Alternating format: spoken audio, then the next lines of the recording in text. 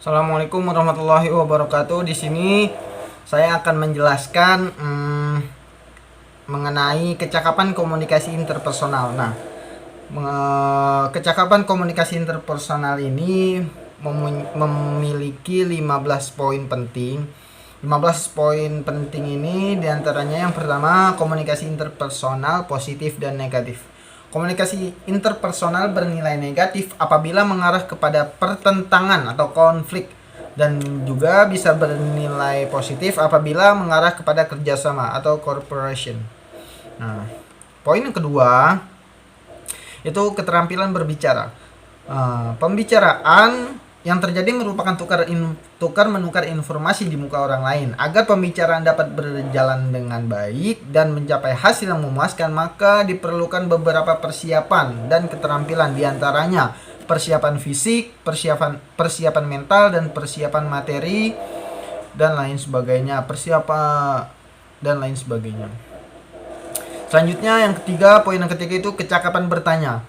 Nah, perlu diperhatikan ada beberapa teknik bertanya yang efektif. Yang pertama, ungkapan pertanyaan dengan tenang dan sopan. Kedua, ungkapan pertanyaan dengan singkat dan jelas. Yang ketiga, jangan merusak suasana. Yang keempat, jangan sungkan meminta maaf pada saat merasa bersalah dan lain sebagainya. Poin yang kelima yaitu kecakapan membuka pintu komunikasi. Nah, hubungan antar manusia dibina atas dasar hal-hal kecil yang mengakrabkan, persahabatan yang muncul dari hati yang tulus dan ikhlas. Misalnya, kesediaan untuk membuka pintu komunikasi. Janganlah menjadi manusia yang angkuh, sombong. Selagi ada kesempatan, maka segera membuka pintu komunikasi. Nah, misalkan kita lagi ada kesempatan buat komunikasi sama orang gitu, langsung aja kita membuka pintu komunikasi dengan Assalamualaikum, apa kabar, dan lain sebagainya. Selanjutnya, poin yang kelima, keterampilan menjaga sopan santun. Nah, ini sangat penting. Sebagai bangsa yang berbudaya, orang yang berperilaku baik, memiliki tutur kata yang baik, berbudi pekerti yang baik, akan dihargai orang lain dan akan mengalami peningkatan tata kejiwaannya. Nah, penampilan yang sopan dan ramah ini akan membuat kita lebih aman dalam memulai komunikasi dibandingkan penuh emosi dan rasa curiga. Selanjutnya, poin yang keenam yaitu meminta maaf pada saat merasa bersalah. Nah, ini sangat penting. Kita jangan jadi manusia yang angkuh, jangan jadi manusia yang sombong. Jika kita merasa bersalah, maka kita harus meminta maaf. Itu. Selanjutnya, poin yang ketujuh adalah cepat tanggap dan bertanggung jawab. Nah, cepat artinya kecepatan dalam merespon stimuli dari orang lain. Misalnya, apabila mendapatkan pertanyaan, segera memberikan jawaban yang baik untuk memecahkan persoalan. Segera memberi saran sebagai alternatif solusi. Tanggap artinya peka atau sensitif terhadap situasi dan kondisi. Dan tanggung jawab artinya bahwa kita sebagai pelaku komunikasi interpersonal harus bertanggung jawab terhadap dampak atau akibat dari aktivitas pelaksanaan komunikasi. Selanjutnya poin yang ke-8 yaitu perhatian dan kepedulian. Nah, mengetahui lebih dalam mengenai teman ataupun orang sekitar merupakan salah satu proses memahami karakter. Selain itu, hal ini merupakan salah satu tindakan untuk mengukur sejauh mana perhatian dan kepedulian kepada teman atau orang sekitar. Jadi sebelum kita ngobrol, kita harus tahu dulu karakter, memahami karakter orang. Misalkan dia orangnya kayak gimana atau karakternya gimana, kita harus pahami dulu. Nah, selanjutnya poin yang ke-9, memiliki empati. Memiliki empati ini sangat penting ya.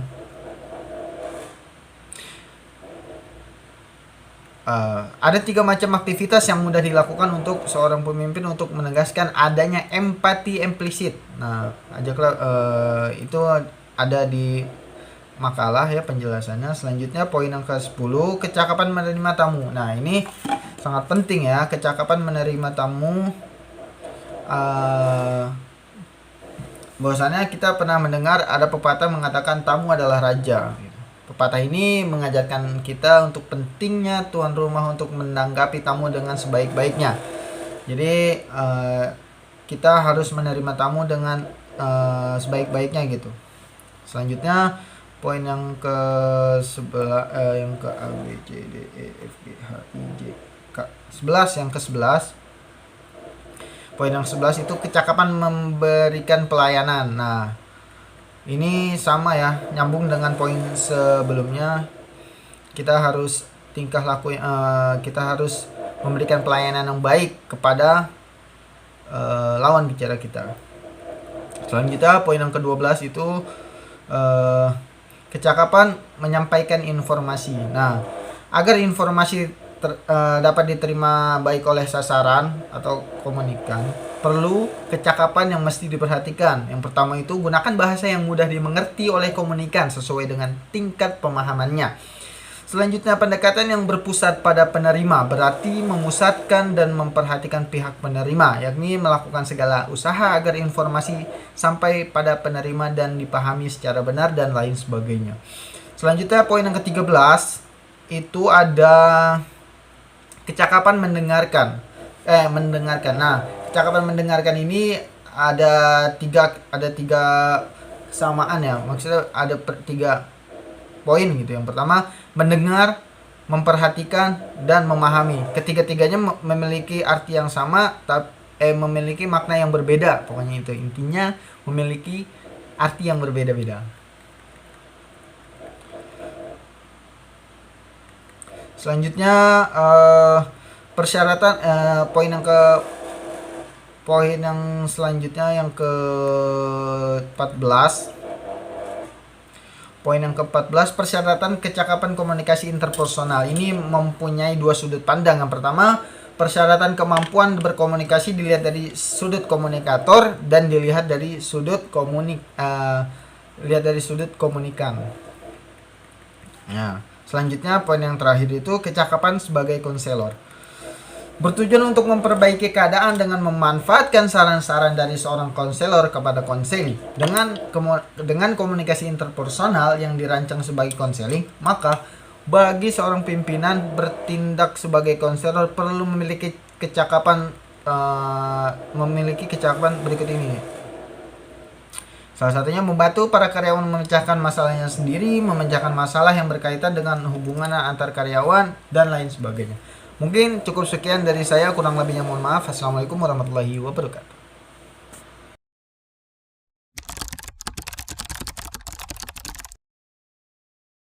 Warahmatullahi wabarakatuh.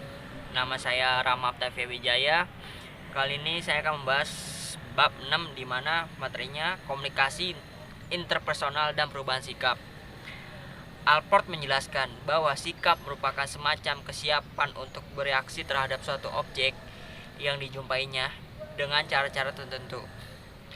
Kemudian Morgan mendefinisikan sikap sebagai tendensi seseorang untuk memberikan reaksi yang positif atau negatif, setuju atau menolak, menyenangi atau tidak menyenangi terhadap yang positif, terhadap sesuatu, seseorang atau situasi sesuai dengan pengalamannya. Kretz menuturkan bahwa pengaruh komunikasi interpersonal terhadap perubahan sikap pada individu sebagai fenomena psikologis dan terjadi dalam dua arah, yaitu arah pertama bersifat inkongruen, yaitu perubahan sikap menuju ke arah yang bertentangan dengan sikap semula. Perubahan yang terjadi adalah perubahan dari sikap negatif ke arah positif dan sebaliknya. Ada yang kedua bersifat kongruen, yakni perubahan sikap yang sejalan atau tidak bertentangan dengan sikap semula. Perubahan seperti ini biasanya bersifat peneguhan atau penguatan sikap. Teori tentang sikap sebagaimana dikemukakan oleh Alport menjelaskan bahwa sikap terdiri atas 3 komponen, yakni pertama, komponen kognitif, kedua, komponen afektif, ketiga, konatif. Karena keterbatasan waktu, saya tidak akan membahasnya dengan panjang. Semuanya ada di makalah, tinggal kalian baca aja. Terus kemudian ada komunikasi interpersonal sebagai pengalaman. Prinsip dasar dari komunikasi interpersonal ialah bahwa pihak-pihak yang terlibat dalam komunikasi pasti akan memperoleh pengalaman. Hal ini disebabkan oleh esensi komunikasi interpersonal adalah proses transaksi simbol-simbol setiap pengalaman yang baru yang didapat dengan isyarat tertentu, memberikan tambahan makna yang baru pula. Proses komunikasi interpersonal mengakibatkan terjadinya pengalaman baru, dan pengalaman baru itu membuktikan terjadinya perubahan. Yang kedua, saya akan membahas tentang berbagai pendekatan mencapai perubahan. Pertama, informatif. Pendekatan informatif pada hakikatnya komunikator hanya menyampaikan informasi kepada komunikan. Kedua, dialogis. Pendekatan dialogis adalah terjadinya percakapan atau dialog menuju proses berbagai informasi, kedua belah pihak berada pada posisi sejajar. Ketiga, persuasif. Komunikasi persuasif adalah suatu proses di mana seseorang komunikator menyampaikan rangsangan untuk mempengaruhi, mengubah pandangan, sikap, dan perilaku orang lain atau kelompok. Sekian dari saya. Terima kasih.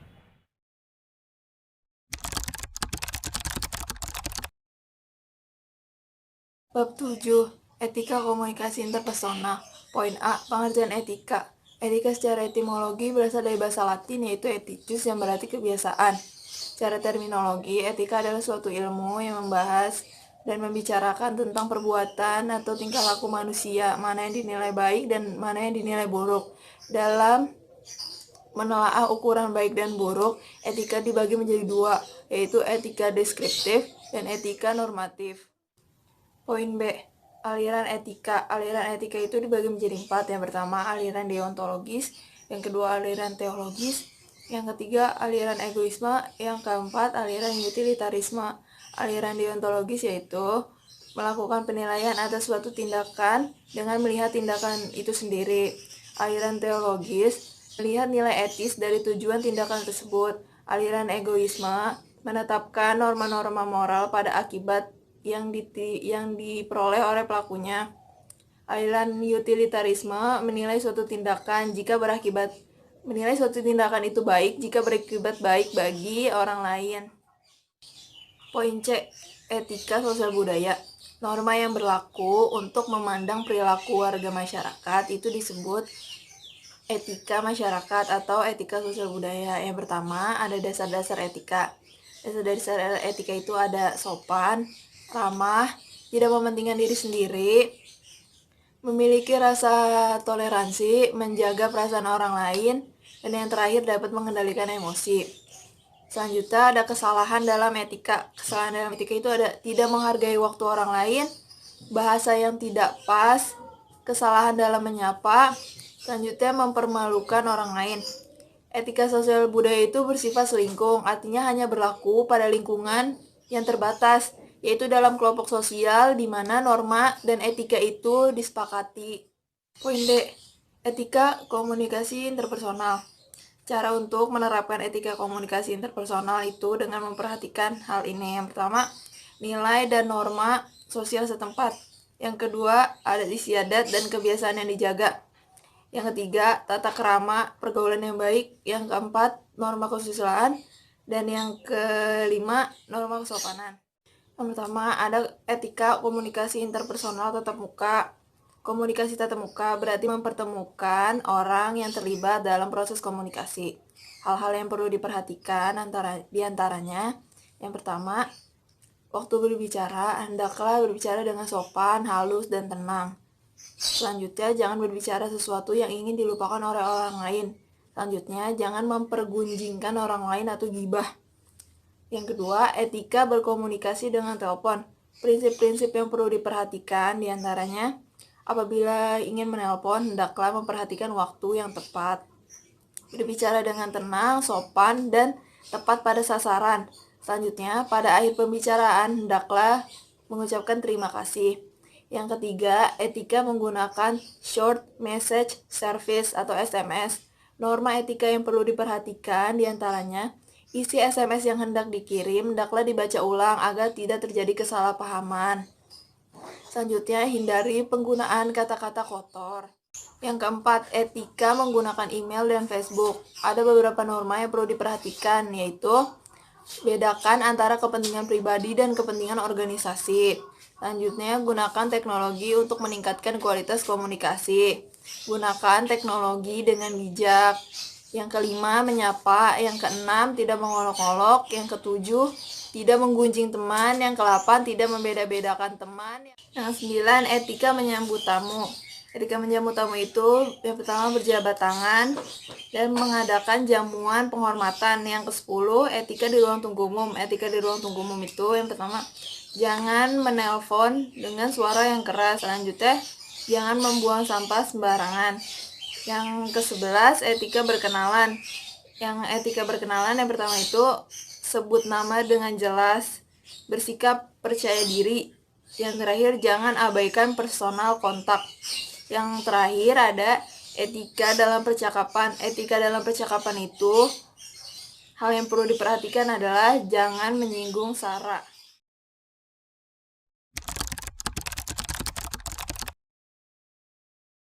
Bismillahirrahmanirrahim. Di sini saya akan menjelaskan bab 8 yaitu memelihara standar presentasi pribadi. Sebagaimana yang kita ketahui bahwa penampilan diri adalah hal yang kecil, tetapi jika dilaksanakan dapat membawa kesan-kesan indah yang membangun. Dalam pekerjaan misalkan, ataupun pergaulan, ataupun komunikasi interpersonal itu sendiri. Penampilan diri merupakan hal kecil.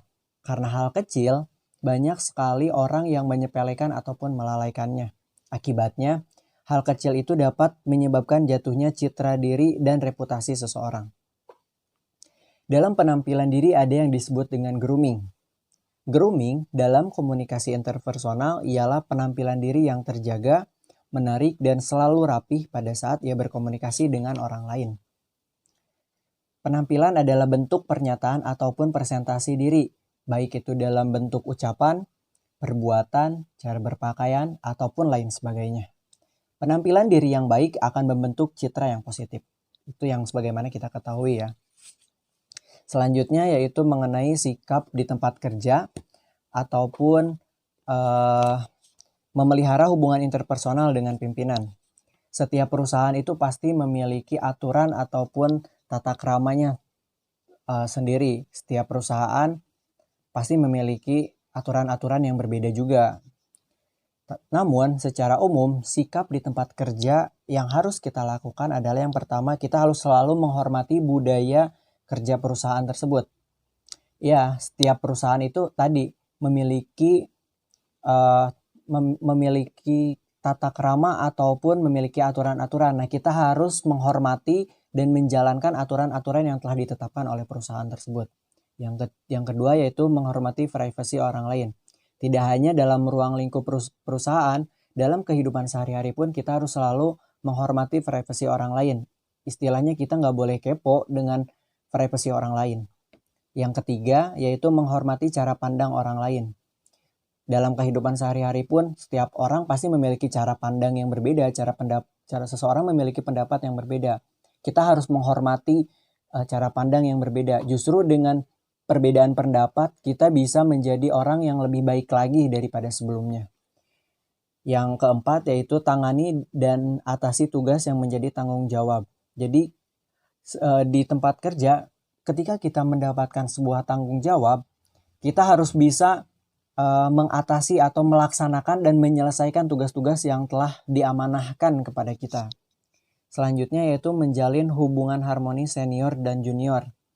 Jadi senior dan junior di sini maksudnya antara karyawan baru dengan karyawan lama.